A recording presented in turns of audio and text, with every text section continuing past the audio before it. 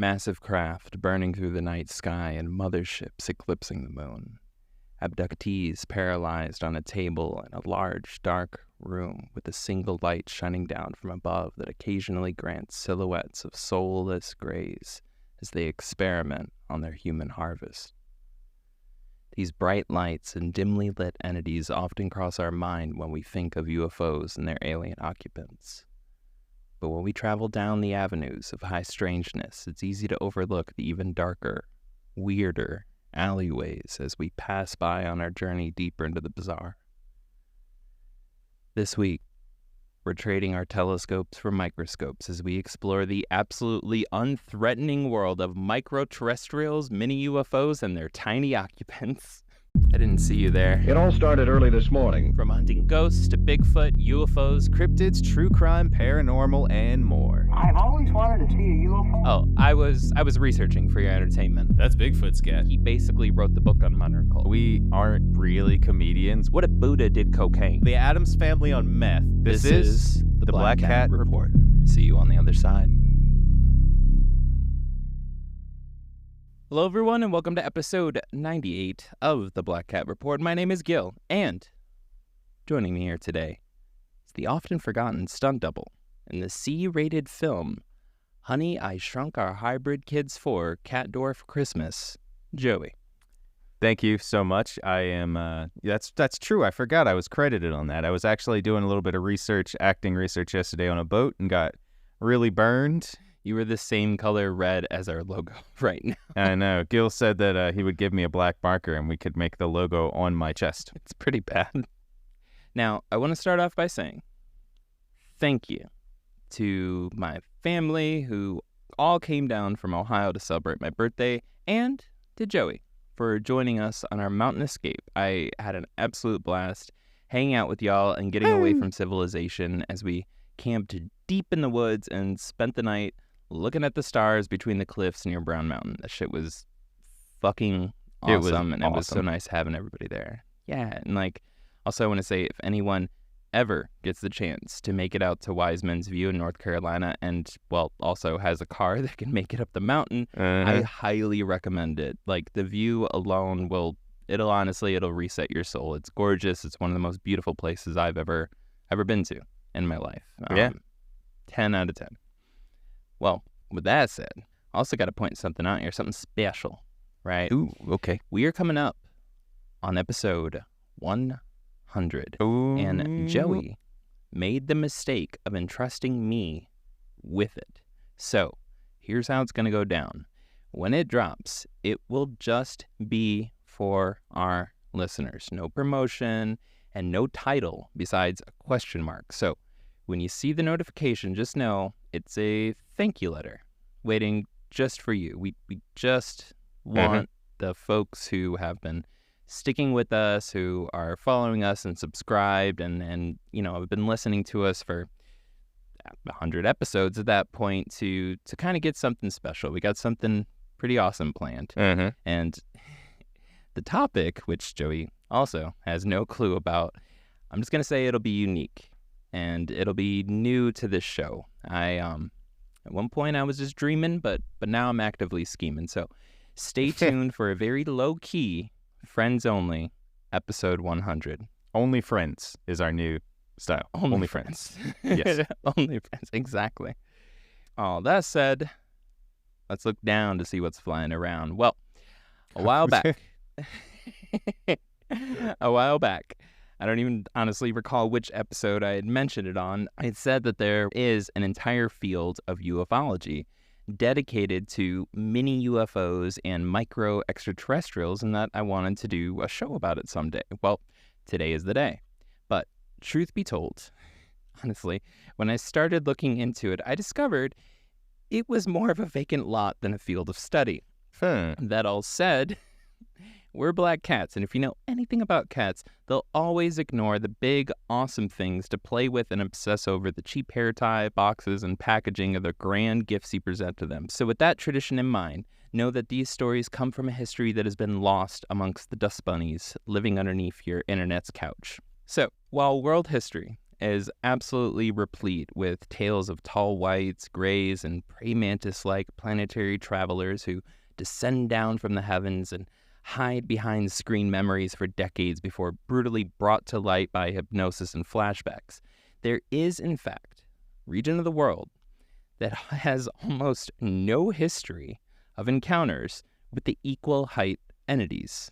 In fact, since reports began to be aggressively documented in this region over 50 years ago, there has been almost no cases or craft that sound anything like what the rest of the human race is witnessing or encountering. Like, it's just a little anomaly that exists. Literally a little anomaly. Yeah, quite literally. Well, the area I'm referring to is Malaysia. And the beings people have been reporting average not 3 to 6 feet tall, but 3 to 6 inches. Flying craft and causing chaos in UFOs about the size of a couch cushion. That sounds more like it would be something that would be like big in Japan, where they like adore and obsess over those like little, like the littlest stuff, you know? There is a couple cases from Japan. Those ones are going to require more in-depth, like dedicated episodes. But like 99.99999% of the super, super, super tiny UFO cases are just from Malaysia. That's weird. And I didn't even include this in the notes, but the UFO researcher, whom I'm about to mention here in a moment, that really started documenting all these since the 70s, he pointed out, you know, while he's in Malaysia and going around, he would ask people about UFOs. Most of them had no clue what the hell he was talking about when he brought up UFOs. Like, it wasn't a pop culture influence in the region. Yeah. And then he would start, you know, referencing things that to folks outside of Malaysia, we would totally understand as UFOs, and everybody would be like, oh, yeah, those things. And then people would start having stories, and it would be, you know, same amount or same average number of people that would have UFO stories. Yeah. So he was kind of over there like, what the fuck? Yeah, it's like nothing happening here. Yeah, well, you'd be like, okay, so they fly down in crafts, and they're sometimes metallic looking, and they do this, and there's lights, and like these little, or you know, he didn't say little, he's like, you know, creatures that might be humanoid or kind of humanoid looking. Like, they might be there, and they're obviously not animals, but they're obviously not humans. And everybody would just be like, oh, yeah, the blah, blah, blah, and just start telling stories and stuff. And be like, oh, yeah, there's a newspaper report of this, and there's the... He was just like, what the fuck, dude? Yeah. This makes no sense. Yeah. Well, but there's like nothing. Nobody's reporting anything. They're just like, that's very odd. Yeah, well, it's the thing that, you know, we've been doing since within the first 10 episodes of Black Cat Report, which is when you go across like language and cultural barriers, you start finding these little pockets where it might be nationally known, or, you know, in the linguistic region, like fully known and popular and understood. There might be merch about it, books about it, all these things like that. But outside of that very limited readership for that language or that, you know, awareness of that culture, just fucking nobody knows about it. Yeah. So it's just kind of like the other said, 95% of the planet. You know? Yeah. The other 95% of the planet is just oblivious to it, just frankly over simple language barriers. So, and it's basically what's going on in Malaysia. They got a real weird strain of visitors that are coming and hanging out with them over there. Good. That's what we like to hear. Well, with that in mind, our first case takes us to Johor Bahru in 1970. While walking to school in the early morning hours, 4 young boys witnessed what they described as a small UFO paired with its 6-inch tall crew, who were meandering about near the craft on the school grounds. Confused and slightly panicked, the 4 children immediately went to the school's headmaster to report what they had seen. In no time, the area around the school grounds was swarming with locals looking for these bite-sized beings. In the end, the search party ultimately discovered a burnt patch of earth matching the size of the UFO described by the 4 boys. 2 years later, in Gombang, Malaysia, when 2 schoolboys witnessed multiple 3-inch tall humanoids outside of their school, they did what any pair of kids playing outside would do. they caught one. Mm. Like anytime a couple of kids catch something at school, their whole class ran over to see what they found. This is the most natural school kid playground reaction in history. For sure. It's crazy. And the next natural reaction, an adult who was watching the kids on the playground saw every single kid in the school run over to one corner of the field. The adult panicked and ran over to the swarm of kids. He made it just in time to see the little alien break free from the boy's grasp and escape from the scene, just running off into the brush. Wow. It's so natural for kids to do that. And then, well, some of it's natural too for them to be like, hey teacher, look what I found. So I'm wondering if that's going to be eventually one of the next stories. Like, hey teacher, and teacher's like, what the fuck? Little mini Barbie-sized. I mean, I guess they're even smaller than Barbie-sized aliens. Can you imagine just like 3 inches? Little baby aliens. Yeah. Like if you have like a soda can sitting next to you, that's like what, like 4.5, 5 inches tall? A little guy. Yeah. Little guy. Bit bigger, bigger than an ant. Definitely, maybe the size of a praying mantis. Yeah. I'd say maybe the size of if this praying mantis was standing up, it could be the size of a praying mantis. Yeah. I was constantly reading these stories. I was having flashbacks to one of my childhood favorite movies, Indian in the Cupboard. Do you remember that shit? Yeah. Oh yes, I do remember that. Fucking jam when I was little, dude. I fucking love that thing. Okay, that's the size. You're thinking an Indian in the Cupboard size of, Perfect. Okay, cool. Yeah. Good vision. Well, thank you. 1 year later, 1973, on a school soccer field in Bukit Metajam, while in the middle of a match, a group of boys witnessed a small UFO land in a nearby field. And because fuck soccer at a time like that, they darted as a group over to the landing site. There was a tiny craft sitting on the ground, which, from the point of view of an ant, dramatically opened its doors before strange-looking little humanoids emerged to explore Earth's foreign soil. Like, this shit had to look dramatic if you were really tiny, like... Oh, yeah, for sure. And while this had to look like an apocalyptic scene in a 1950s alien invasion movie to any nearby squirrels, the children reacted with no fear or hesitation, with one of the boys boldly swooping in to try to catch one. Again, total normal kid reaction. Oh, yeah, for sure. But as he made his move, the little UFO shot a beam of light at his hand, giving the creatures just enough time to rush back on board and make their daring escape. Damn. At least they didn't land in the middle of the game. Imagine if they had landed right in the middle of the game and got crushed by the soccer ball. It's just they just go to kick the ball and just fucking knock a UFO out of the air, smashes into the goal. U.S. military just comes in immediately with black helicopters and quarantines the area. It's okay though. They wouldn't understand how to play soccer. We're not very good at it. They'd be like, "What is this ball? What is this goal? Some kind of terrorist training? I bet they have oil.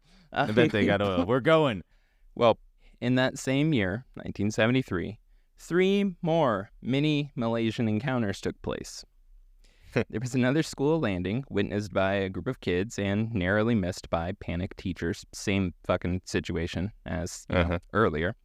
Yep. And there was also an incident where 6-inch tall aliens in white suits were seen using a laser to cut through a fence, making it through and escaping into bushes just before onlooking children were able to catch them. The kids are all rushing to get it. They're like, shit, use the torch. They're just trying to get... Little baby torch. I want to know, how tight were the links on this fence that they couldn't get there? And also just there's such a juxtaposition between the action movie that's clearly taking place for these aliens and just a bunch of little kids hanging out on a playground just doing what little kids would do. Yeah. To them, this is a movie to those aliens. Yeah. They're just they're foreign exploration, and they're like, We had to get away from the giants just in time. We fired our most powerful beam. and the kid's like, ow. Yeah. Oops. Oh, some tickled me. And it's just like, that's definitely a movie-sized style of them. And then the kids are just like, whatever. Yeah. They ran away. Let's go play soccer again. Yeah, they're just like, whatever. I've only been alive for 8 years. There's probably more weird shit in the world I don't know about. Yeah, Ian. this is easy. Yeah, and then let's forget about it the next day. Well, on top of that, on top of the daring escape, where they were cutting through a little fence with a little laser, in Miri Sarawak, multiple people who were on vacation and just chilling on the beach. So we have adults and are all just out on vacation, beautiful Malaysian beach, right? They saw 6 or 7 little human-looking creatures dressed in white suits. They described the little crew of spring break humanoids as likely being a mix of male and female, as some had short hair while others had long. And just like the kids, the adults all made a dash to catch the Barbie-sized beachgoers, but unfortunately, their efforts were to no avail. So they are now on vacation here instead of just scientists? I don't know. I would feel bad if a crab came up and started like trying to, because the crab would just fucking wreck them. It would eat them. Again, the action movie that's taking place for these little creatures. Like, they have to be looking at these waves. Like, every wave on that beach looks like the day after tomorrow. Let's just like coming in from the side. It is literally, it's literally a movie with Matthew McConaughey. That huge wave in the middle of it when it. Yep, this is exactly that movie. And this is probably little mini Matthew McConaughey. This is little mini Malaysian Matthew McConaughey. They landed and he was like, all right. Let's go do this. You got the babes, I got the beach. Let's go. Well, with those handfuls of stories, and like that's a thing too. There are just tons and tons and tons of these little 2, 3, 4 sentence encounters from all over Malaysia. There's not a lot of cases that actually like go on for any like length of time. It's just a lot of encounters all over Malaysia, spanning from the 50s, 60s, 70s, into the 80s, and then into the 90s. Then there's a weird thing that happens where, and we can get into this later, there's a weird thing where normal-sized craft start appearing, at least normal by literally the rest of the world's standards. Normal-sized craft start appearing later. We can totally get into that at some point, but I wanted to focus just on the period of time where there wasn't, I would say, as much external pop culture, you know, kind of like going into some of these more rural areas of Malaysia, right? So, going to take it back just a little bit. This is also back in 1970. Specifically, it's on August 21st, 1970. A major Singaporean English-language newspaper published a front-page report about a micro-terrestrial encounter at a Malaysian school.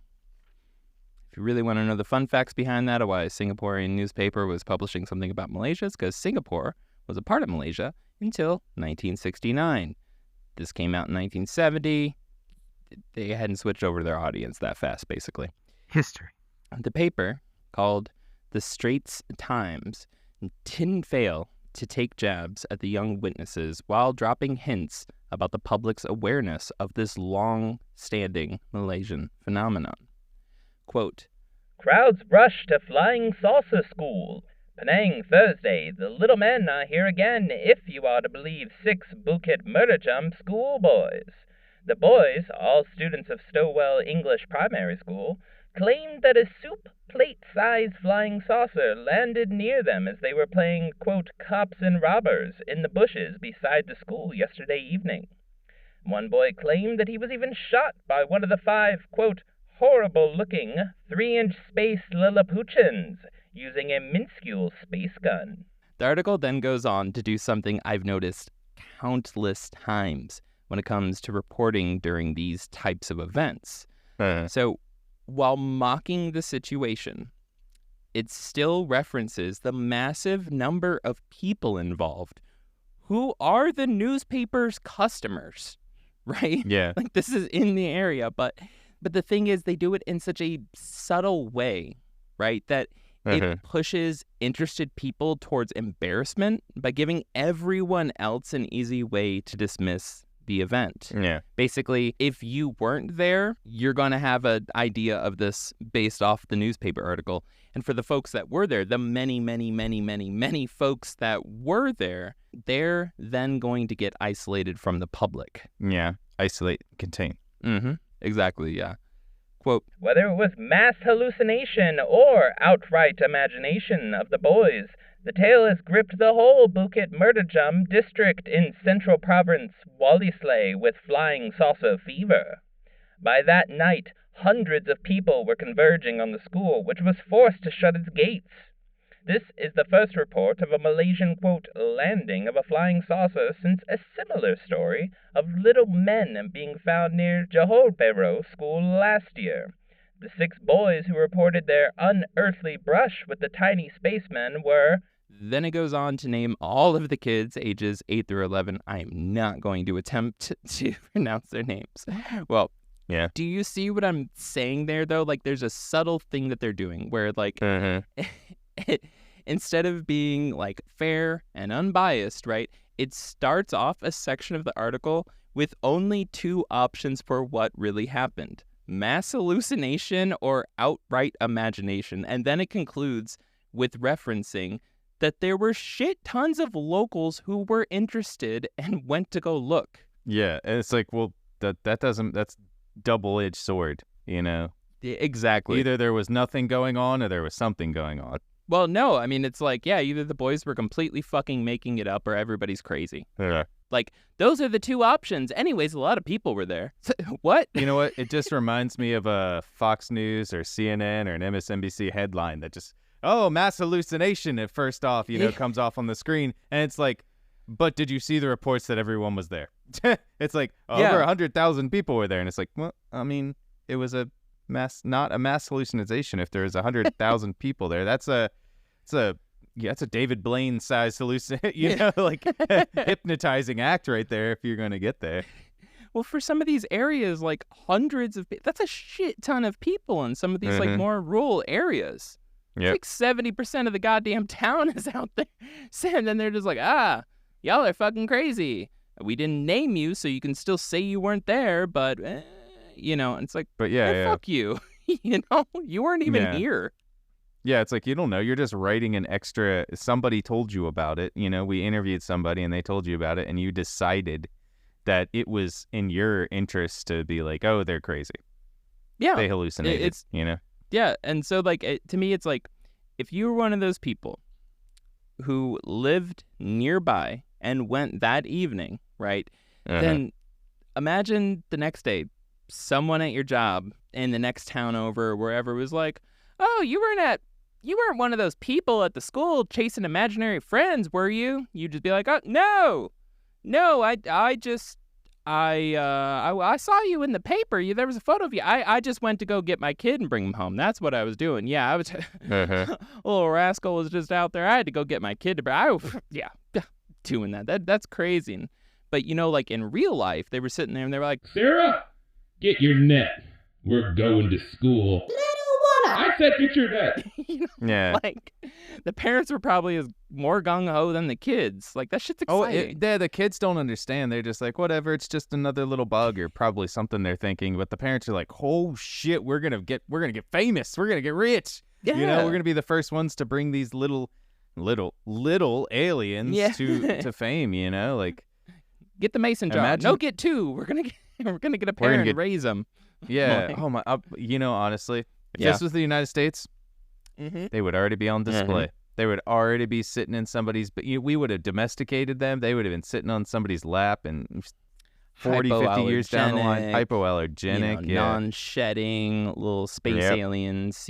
Just to like to put in your sea monkey tank or something. I don't know. But seriously though, like it's subtle shit like that, which causes whole towns to hush up when there is a mass sighting and keeps folks who may have seen something from coming forward. This is the exact same kind of shit, right, that happened in Lumberton, where within weeks, the whole fucking town was hushed up due to external pressure from the community, from the actual community where everybody saw it. there was external pressure. All the folks that didn't see it adopted whatever bullshit narrative, which was quickly debunked, right? Like, they were like, that wasn't planes on test flights. That wasn't, like, I proved that shit wrong immediately. But the story had been put out there, so all the folks that didn't see it were like, yeah, oh no, you're just mistaking it for that. Like, yeah, well, yeah, you wouldn't believe in that shit, would you? No. Like, it shuts people up so fast, which is like, I'm so hateful towards that shit. Yeah, a funny all across the board in the world, just in a world in general, even without, most people knowing about these kind of things or having an idea of how to react to them. It seems like it's all done reporting wise the same way. No matter where in the world you are, it's like the same reaction they're getting from newspapers, from news outlets of any sort, or even probably people being like, hey, you shouldn't talk about this. Like the same reaction to the people that are seeing this is the same they're getting back from the officials or the reporters or anything like that. And it kind of is like, is there something that's kind of controlling the narrative on this in a world sense? Maybe. I don't know. I think that... Yeah. Just asking questions. No. That's totally legitimate. And like, I constantly, that's always like something that pops up in my head. But then at least for me, I kind of fall back on like, this is an aspect of, I don't want to say human nature, but this is a very human reaction. Let me put it that way, right? Like, I don't think that it's natural for people to just be dismissive of everybody all the time. I think that that's a socially learned thing. But I think that when something is outside of the norm, it doesn't matter what it is, there's kind of a hoity response that people who, especially if people have a large enough audience right in front of them, such as people that run newspapers, TV stations, radio stations, government agencies, whatever it happens to be, their bias gets amplified massively. For sure. How many people at jobs that you've worked at have laughed at your boss's really terrible fucking jokes? You know what I mean? Like, it's kind of like that kind of shit. And nobody's going to say to their face, like, that joke fucking sucks, or like, nobody's going to say that. They're just going to shut up and get back to work, Yeah. I dream of a world when a boss makes a terrible joke and everyone just looks at him dismissively, him or her, whatever the boss is, or them, and looks at them dismissively, then just walks out. Yeah. Like, quits their job that day, walks out. If your boss is not making good jokes, what are you even doing? How do they? What is the company even doing with themselves? Clearly, they're not qualified. We here at Black Cat Report, no good jokes. And we also want you to be the boss. So be your own boss. If you're going to make terrible jokes, at least you'll be the one laughing at them. That's true. Yeah, so you can't fire yourself. I did the other day, but that's a longer story. Yeah, then he got rehired. He rehired himself, so. I got myself to laugh again, so it worked. But yeah, I really wanted to point that out there because, like, going through that newspaper article, I'm reading this. I have the backstory about how this is not a very widespread aware terminology and stuff at the time. There's a clear influence, right? Because this is an English language newspaper. Ah, okay. Yes. It's in 1970. It's an English language newspaper. This is carrying over some of the more popular biases from like America and from England, right? Or probably Australia. But the English-speaking countries. English-speaking countries, yeah. So it's going to be, bringing the party line over there with it, right? Yeah. Well, the next morning, while kids were heading back to school, some of the kids saw the micro-UFO and the tiny occupants yet again. They described them as being 3 inches tall and horrible looking. There were 5 of them. 4 in blue uniforms and 1 wearing yellow, which made everyone assume he was the leader, at least, in a fashion sense, if nothing else. Clearly, he looked good, right? Yeah, for sure. Well, the little space dudes were trying to install some sort of antenna on a tree branch when the boys came upon them. It's just, I can't stop laughing picturing this so tiny. Yeah, these little... Oh, God. They're so tiny. Yeah. When the kids were spotted, the mini fashionista pulled out a little mini gun and shot one of the boys in the hand again. Aiming for the hand. Get out of here. He's probably shooting them in the hands because at that moment, the kid's literally reaching for them and that hand is like twice the size of them. You know? Yeah, it's like when you're fighting in Mario and you're fighting the hand. That's like literally what it's like. It is the worm in Dune. Like, yeah, it's this just, huge like, coming thing. towards Yeah. him. Yeah. So, anyways, the little one in the yellow tracksuit, or Uma Thurman and, Kill Bill in the little yellow tracksuit, shot the gun, hit the boy in the hand. He said, quote, "It struck me in the hand, but didn't hurt very much. All I felt was a little pain." End quote. At that point, the boys freaked out and ran straight to the school's headmaster's office, where they told him what had happened. When he went out to investigate, he found nothing. Of course. Later that day, though, another child got blasted by a ray gun. This time, they passed out, waking up in the school later after being carried inside by adults. Wow. Okay. They found a kid over near that same area fucking passed the fuck out on the ground. They were like, "What the fuck?" and brought him inside.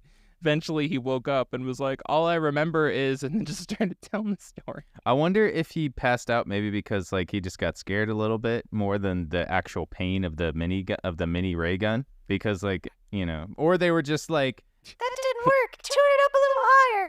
Yeah. Turn it up a little higher. Set the phasers to 12.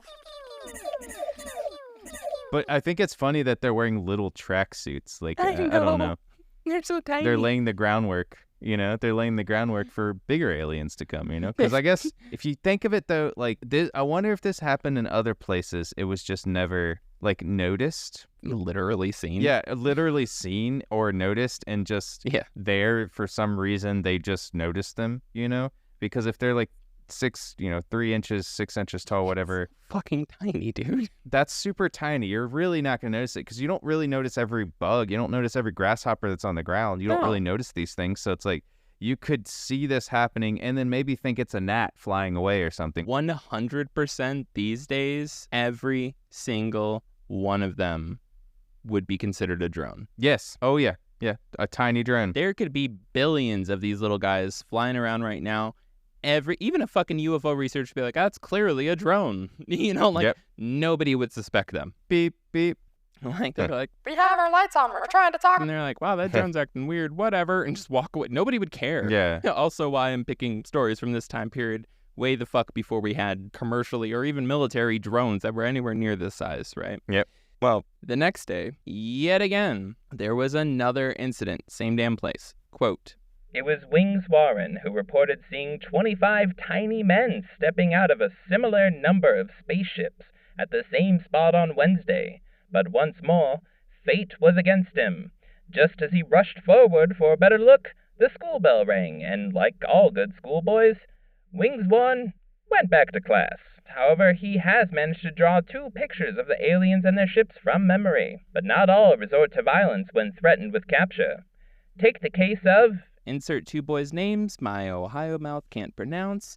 After classes yesterday, they went to a spot in the Bolkar where there were reports of a tiny spaceship landing on Wednesday.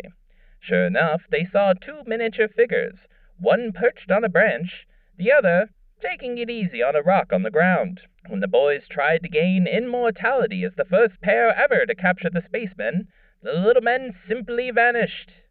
The boys are prepared to swear in a temple that they are telling the truth. The boy who tried to capture the one on the branch said, He was about 3 inches high, and the branch was about 3 feet off the ground. He too was wearing a yellow suit and had only one arm, his left. I'm very definite. I saw him. He was sitting on the branch, shaking his head from side to side, clasping what looked like a tiny gun. Another casualty of the invasion is Mohammed Afrin bin Mokhtar, 7, an afternoon pupil at the school whose father is a police corporal.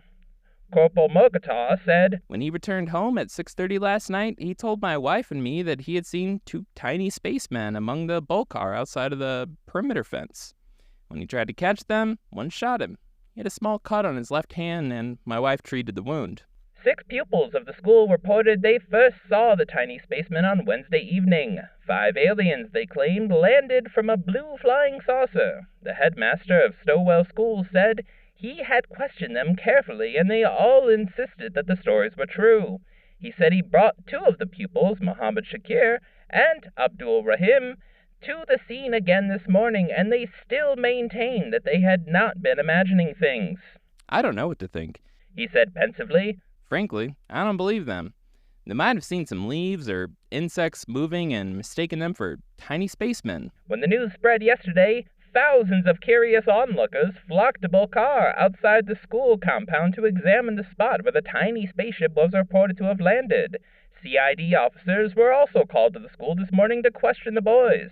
There were such big crowds outside the school today that the main gate was closed to prevent outsiders from getting into the compound. End quote. Same fucking thing that they did the same thing again. Like, but also now there's thousands of people. Yeah, I know. And I was thinking about it too. It's like apparently there's 25 of them. So when they said with the same amount of like little aliens with the same amount of now there's shit. It's like now there's a mini invasion going. Yeah, there's on. 25 of them, and it's like that wouldn't even take down one person, and one kid, you know. Like the little guns wouldn't take down one person. They're just like, all right, send in the troops. Yeah. And they have to still have the little laser guns, and it's like, oh, I made a cut on my hand. Ah, shit. Ooh, yeah. But they were wearing tracksuits. They're all wearing tracksuits, which is the funniest thing. And if you zoom in close, right on the tracksuit, there's a swastika. No, and it's EA. And they're like, what does EA stand for? And it's like, oh, that's electronic. Is that electronic arts? Are they going back in time to build on getting people to get microtransactions? Joey, what the fuck are you talking about? Well, EA, you know, about getting microtransactions in games. That's how they're brainwashing people. They're sending these little things back in time to start getting people used to microtransactions because they're micro aliens. So I like to think that the movie Toy Soldiers was actually just whatever aliens were accidentally left on Earth trying to get jobs, and they're actually little actors now?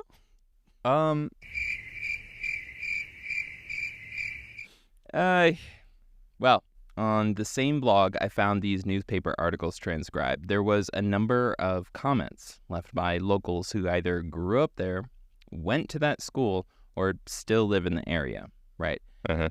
All of them, almost 55 years later, said the same damn thing. Thank you for posting these articles. I remember it. It really did happen. Damn. I wonder if some of those were the kids. Some of them were like, hey, that kid, because the newspaper did literally name all the kids and their ages. Obviously, it was a different time, right? Yeah. But they named them, and they're like, oh, yeah, he was 1 year older than me. Or, like, there was blah, blah, blah, blah, blah. Or, like, yeah, that's my cousin. Like, it's a small area, and people, everybody fucking remembers it, that it's there. And they're like, yeah, this shit happened. Clearly, we're not really allowed to talk about it because they just were immediately making fun of us everywhere for it. Yeah, yeah. And I guess now it seems like it's a little easier to digest with all the, like, with everybody talking about aliens. And probably in that area, too. Yeah. Like, back then, they weren't talking about aliens. And obviously, they were being made fun of it. But now they're just kind of like, oh, yeah, I was there. You know, it's a little easier to talk about, especially in the past as well. Yeah.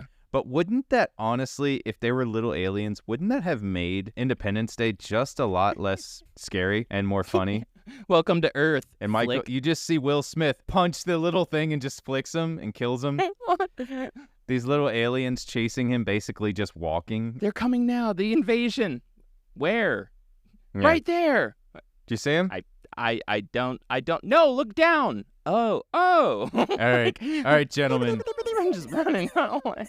All right, bring out your magnifying glasses. Sir, over half of our troops on the front lines are out with carpal tunnel from flicking all these aliens. It's just comical and it's so cute, but it also, there's a very rich history of this, but it's just, what the fuck, dude?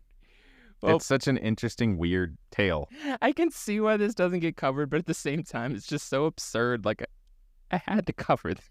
Yeah, it's so fantastical. I can imagine why people get made fun of for, like, by the paper. Like, just listening to it, because, like, it's like, okay, come on. Like, we understand, like, even if there's no basis of it for UFOs in an area, and you're still just like, bunch of little, like, you know, people talk about, make the joke like, oh, you just saw a bunch of little green men. And it's like, well, I mean, technically they were very little and in jumpsuits, you know, and like almost tracksuit-like suits. So it's like, I can see why people would just be like, really?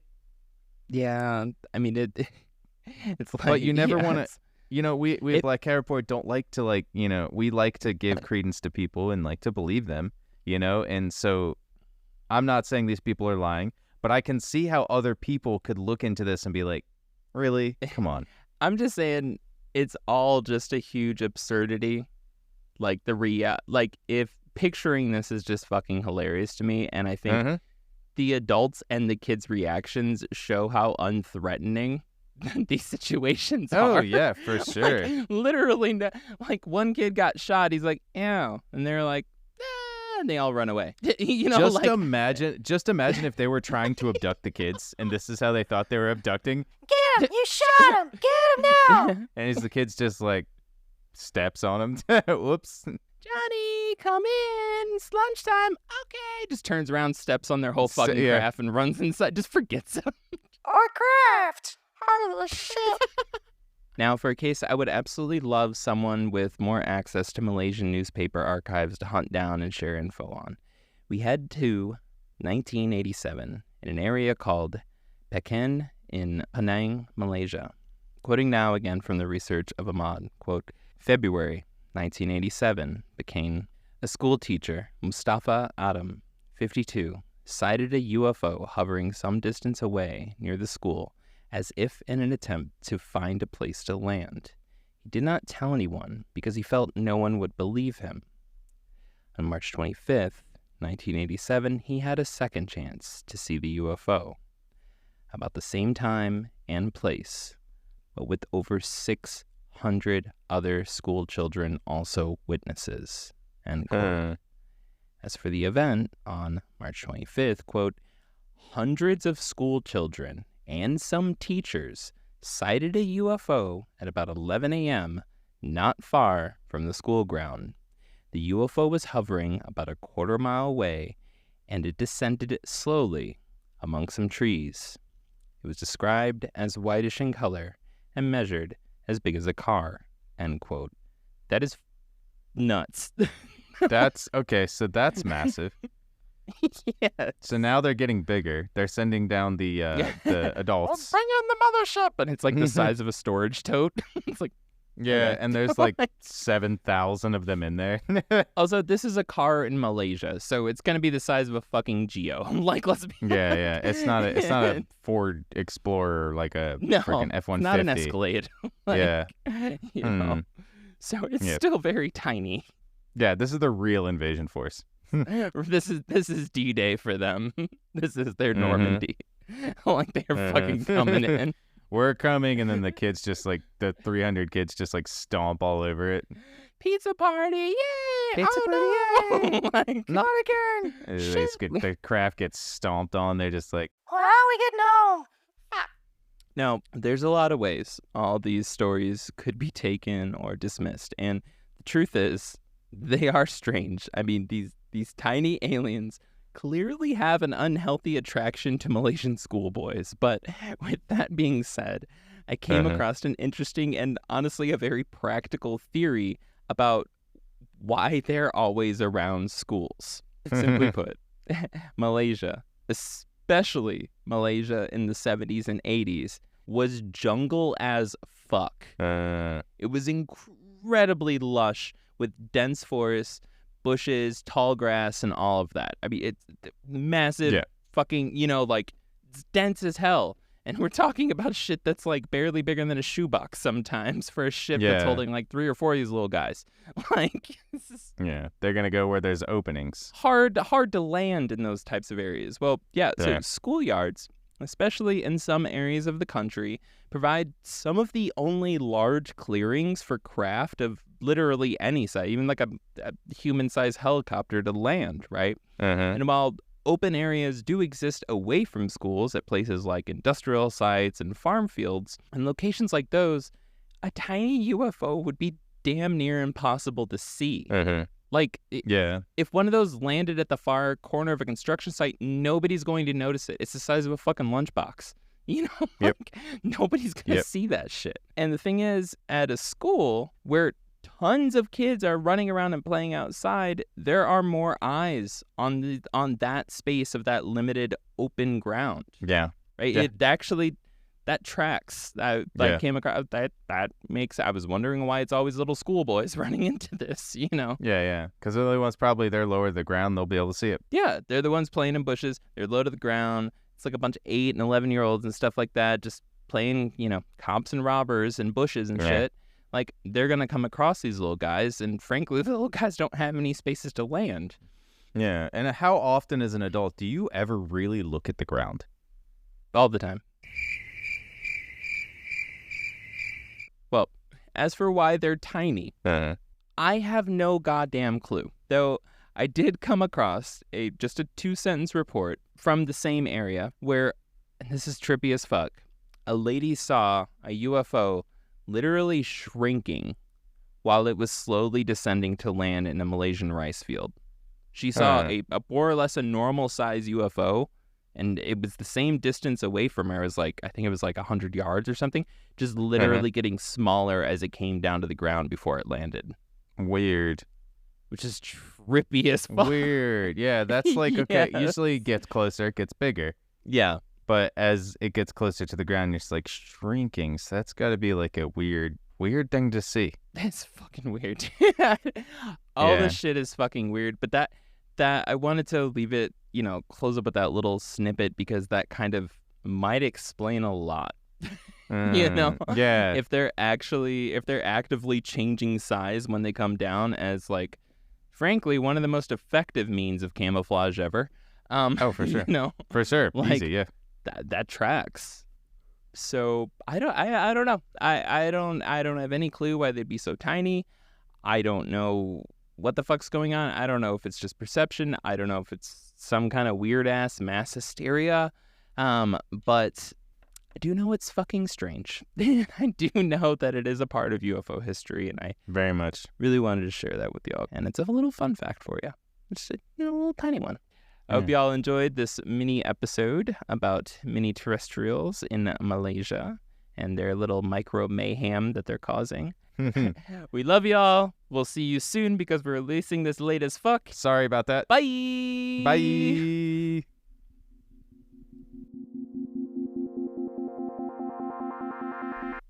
We're trading our telescopes for microscopes as we explore the absolutely unthreatening world of micro-terrestrials, mini-UFOs, and their tiny occupants.